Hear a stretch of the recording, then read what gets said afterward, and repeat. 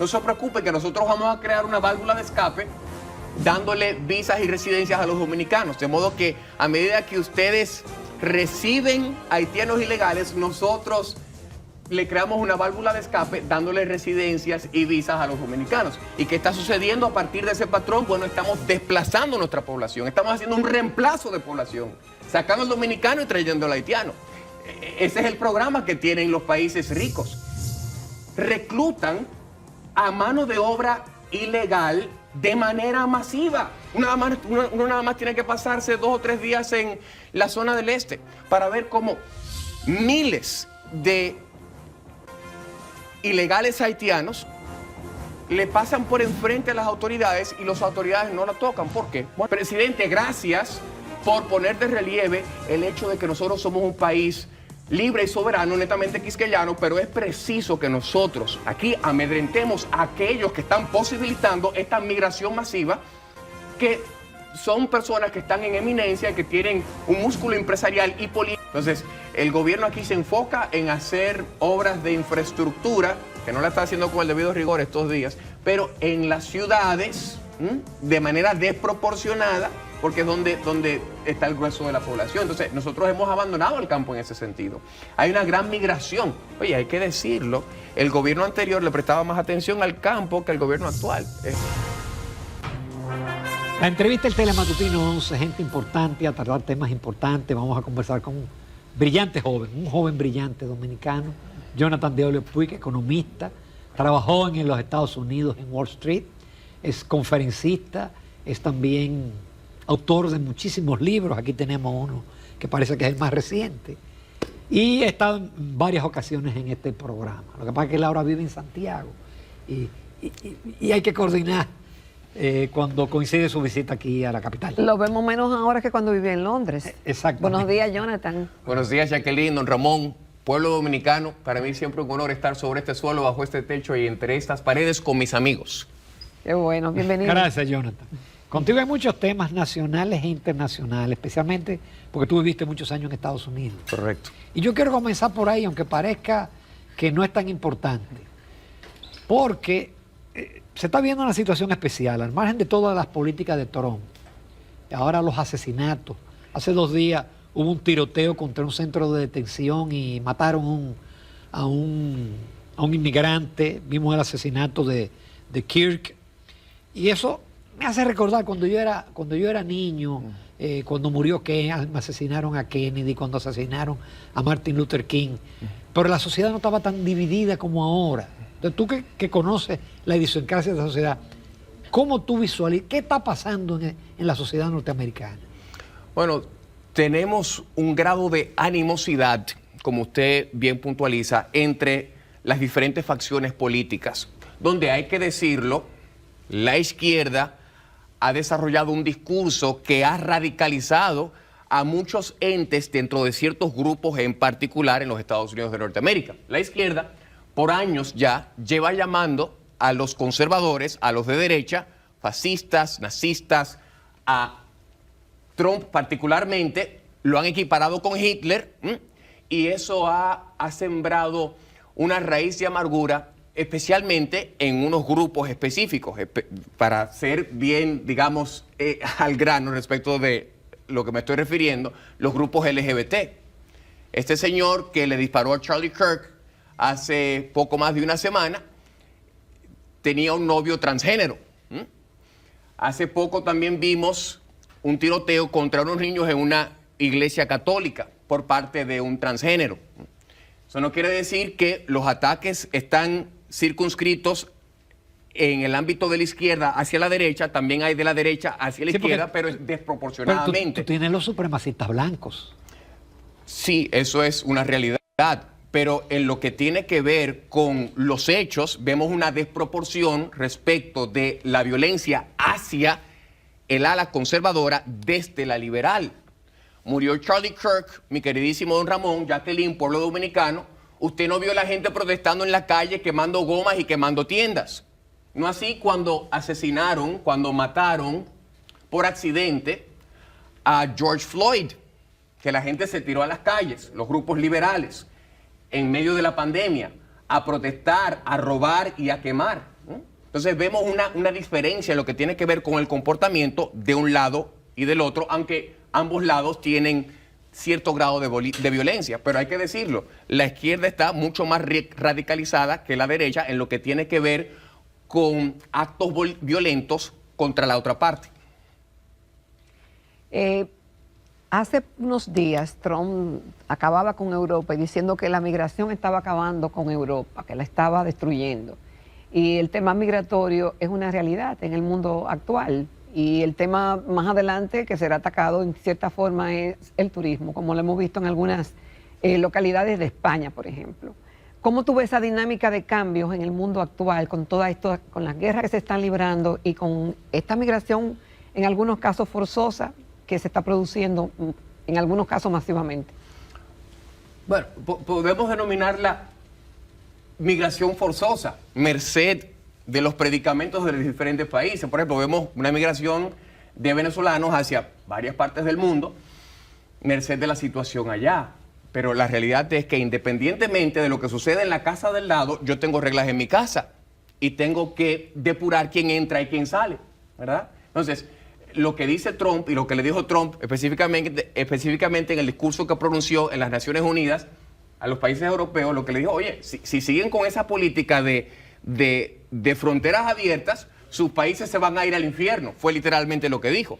Porque la gran parte de Europa es inmigración islámica, musulmana. Correcto. Que no es el caso de España. España es latinoamericana. Latinoamericana, y nosotros los latinoamericanos, mi queridísimo don Ramón, tendemos a asimilar más que un islámico. Claro. El islámico emigra a un país occidental y se queda con sus costumbres. Se viste como se vestía en su país, busca de hecho que se instauren las leyes que predominan en su país, que es la ley islámica. Mira Michigan. En Michigan lo que predomina es el Sharia law, que es la ley islámica. Eso es lo que gobierna de facto allá en Michigan. Entonces, eso no se corresponde con el mejor interés de los países receptores. Entonces, nosotros tenemos que tener una migración que sea consona con nuestras necesidades, capacidades y aspiraciones a nivel mundial, incluyendo la República Dominicana.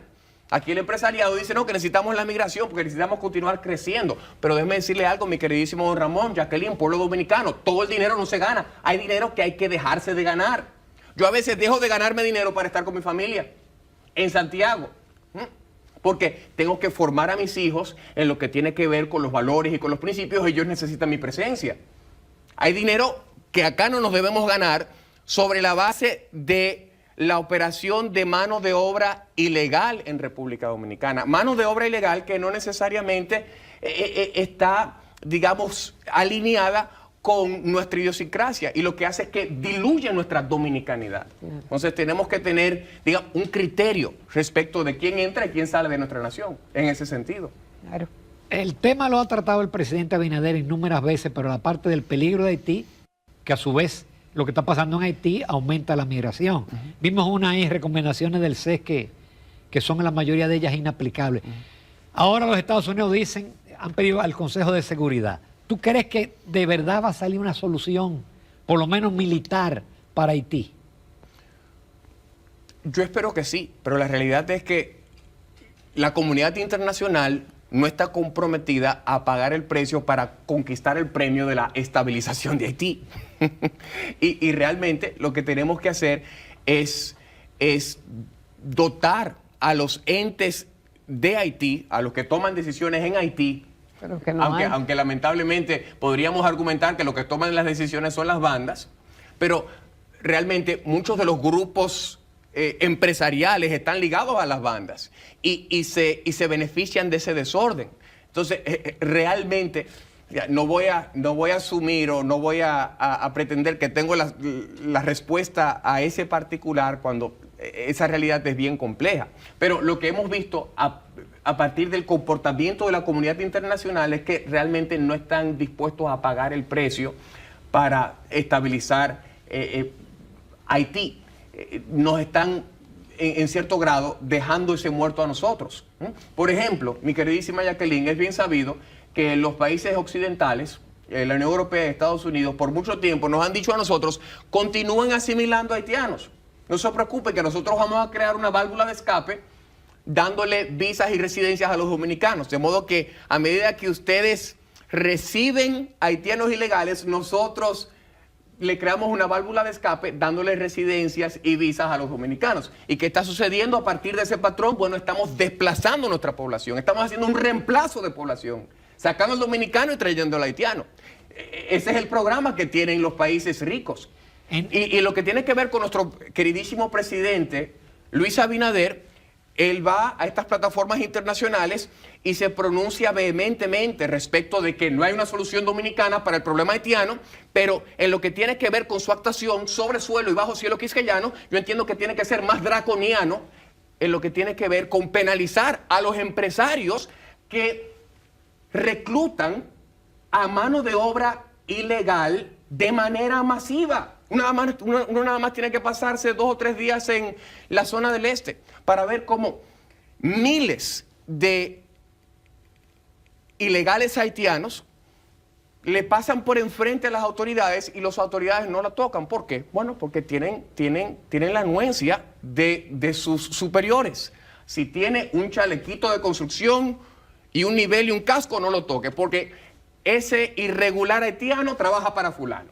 Entonces, presidente, gracias por poner de relieve el hecho de que nosotros somos un país libre y soberano, netamente quisqueyano, pero es preciso que nosotros aquí amedrentemos a aquellos que están posibilitando esta migración masiva, que son personas que están en eminencia y que tienen un músculo empresarial y político sumamente fuerte, y es preciso que nosotros seamos coherentes en lo que tiene que ver con proteger nuestra soberanía y galvanizar este esfuerzo por dominicanizar, como usted bien ha dicho, señor presidente, la fuerza laboral que opera en nuestro país.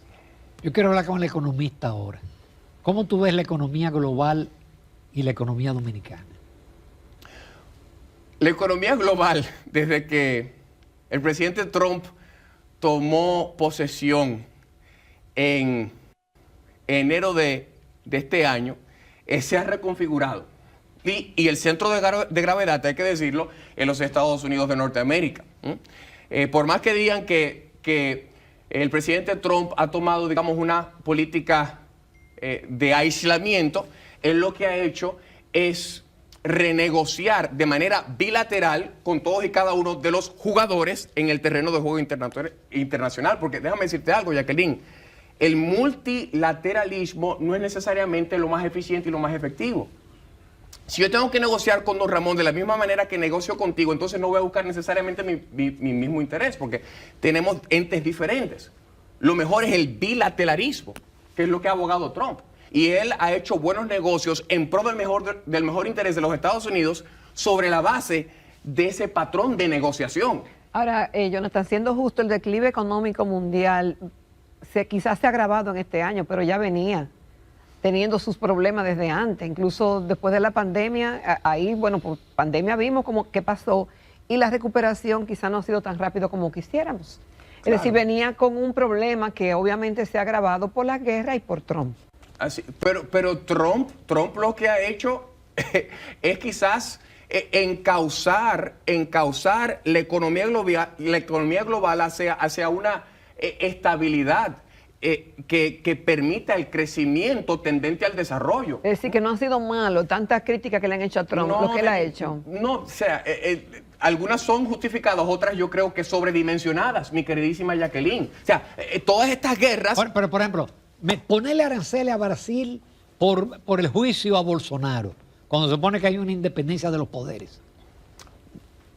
Podríamos decir que por el juicio a Bolsonaro, pero la realidad es que Brasil tenía unos aranceles respecto de productos estadounidenses, y lo que hizo Trump fue básicamente darle de comer de lo mismo que él le ha dado de comer, un ojo por ojo, diente por diente. Claro, también haciéndole un favor a su amigo Bolsonaro, pero la realidad es que hay una justificación numérica respecto de los aranceles hacia Brasil. No es que fue de manera medalaganaria que Trump comenzó a ponerle aranceles y cuotas Sí. a Brasil, merced de la persecución a su amigo Bolsonaro. Jonathan, ya Donald Trump, si es el problema, ya ha puesto las cartas sobre las mesas y ya sabemos cómo él viene. Como ya sabemos cómo él viene, ¿tú piensas que el 2026 puede ser un año mejor para la República Dominicana y para el mundo? Todo depende. En la recuperación económica, en el bienestar económico, en el equilibrio de que debe tener una economía de cualquier nación. Todo depende. Por ejemplo, lo que tiene que ver con la realidad dominicana, ya para ir de lo global a lo local, Ya. tenemos que ver la configuración de nuestro Producto Interno Bruto. ¿Cuál es la configuración del Producto Interno Bruto? Consumo, más inversiones, más gasto gubernamental, más exportaciones netas. Ahora, hay que puntualizar el hecho que el gasto gubernamental en lo que tiene que ver... Perdón, ahí me encantó porque esa es la ecuación del producto. Sí, esa es la ecuación del producto, pero en lo Es que tiene que sencilla. ver, es sencilla, pero en lo que tiene que ver con el gasto gubernamental, mi queridísimo Ramón, usted y yo sabemos, Jacqueline, tú sabes que el gasto social no incide en lo que tiene que ver con el Producto Interno Bruto. O sea, el gasto gubernamental en lo que tiene que ver específicamente con gasto de capital, que era lo que ustedes estaban mencionando hace un ratito. Porque el gasto social, las transferencias unilaterales, no inciden en principio en lo que tiene que ver con la producción No, para de nada. bienes y servicios. Entonces, ahí está el detalle. Y aquí tenemos, mi queridísima Jacqueline, un gobierno que se ha esforzado, hay que decirlo, por fortalecer la ética y la transparencia en la administración de la cosa pública, pero no ha sido el más eficiente y efectivo en ese frente y tampoco en el frente operacional. Vimos como en el principio y hasta estos días el gobierno no ha sido eficiente y efectivo respecto de gastar y gastar bien. Entonces, eso ralentiza el aparato productivo nacional. Y hemos visto, lamentablemente, que en este gobierno también hay maquinarias político-clientelares, las que tienen al Estado en sobrepeso y al pobre sin un peso, que hacen uso significativo de los recursos del Estado para satisfacer las demandas y las exigencias de los compañeritos y de los compañerotes. Entonces, eso compromete la habilidad de nuestra economía de crecer. Y con todo y eso, mi queridísimo don Ramón, República Dominicana es la economía más grande de Centroamérica y el Caribe. Pero nosotros... A pesar de todo. A pesar de todo, porque Dios es misericordioso. Y el dominicano es arrojado y diligente y tenemos una ética de progreso. No, de pero trabajo. y además algo estamos haciendo bien. Algo estamos haciendo bien. Por supuesto, porque si esos son los definitivamente. resultados. Vámonos a una pausa, porque tenemos muchos temas todavía con Jonathan de Olio Puig. Continuamos en Telematutino 11. Esta mañana estamos conversando con el licenciado Jonathan de Olio Puig. Él es economista, conferencista y autor de obras. Y justamente yo estoy viendo ahí un libro nuevo, Jonathan, que es producto de tus experiencias, de tus investigaciones y más que nada de tu experiencia con las empresas, esa retroalimentación que se recibe en asesorías, en la reacción del público ante determinados temas. ¿Con qué nos vienes ahora? ¿Qué nos trae y por qué nueva obra? Esta obra es una que ha ido mejorando a través de los años. Se llama Arranca con Ideas Claras. Ideas Claras es un mapa que nos ayuda a navegar el territorio en el mundo de los negocios. Yo siempre he estado del lado de la disrupción, articulando este concepto de emprendimiento como una dinámica creativa destructiva donde lo nuevo destruye a lo viejo de inferior desempeño. Entonces, siempre trato de... Chumpete. Lo esa viejo dinámica de Schumpeter. inferior desempeño. Déjame repetir eso, que es muy interesante. ¿verdad, Sí, Jacqueline? por eso yo lo quiero La dinámica que mi acentuar. queridísimo don Ramón bien acaba de describir como schumpeteriana es una donde lo nuevo destruye a lo viejo de inferior desempeño. De inferior desempeño. Correcto. ¿Qué hizo el carro, mi querida Jacqueline? Destruyó al caballo, el camello y el burro. ¿Qué hizo el teléfono? Destruyó al telégrafo. ¿Qué hizo el Uber? Destruyó al taxi.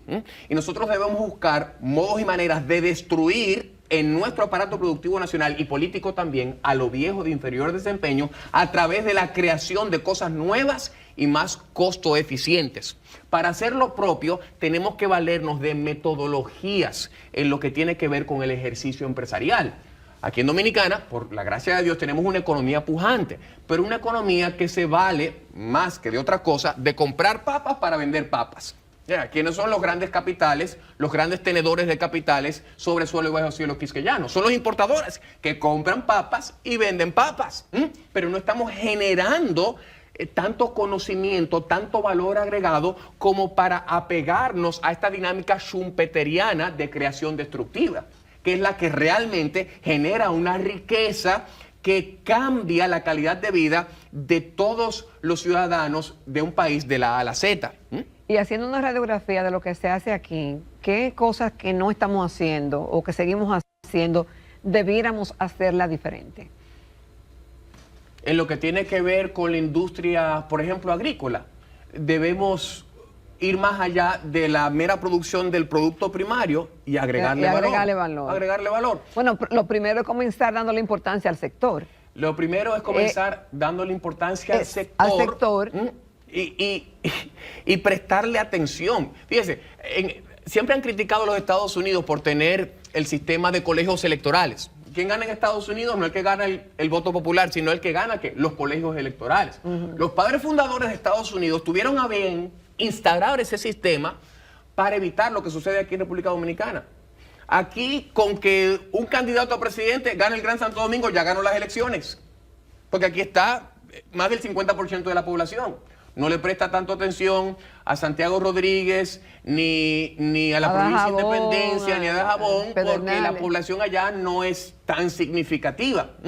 Los padres fundadores de los Estados Unidos, teniendo presente esa tendencia, dijeron, no, aquí tiene que ganar el que gana los colegios electorales. Entonces, el gobierno aquí se enfoca en hacer obras de infraestructura, que no la está haciendo con el debido rigor estos días, pero en las ciudades, de manera desproporcionada, porque es donde está el grueso de la población. Entonces, nosotros hemos abandonado el campo en ese sentido. Hay una gran migración. Oye, hay que decirlo, el gobierno anterior le prestaba más atención al campo que el gobierno actual. Es la realidad. El campo ha sido... Las visitas sorpresas.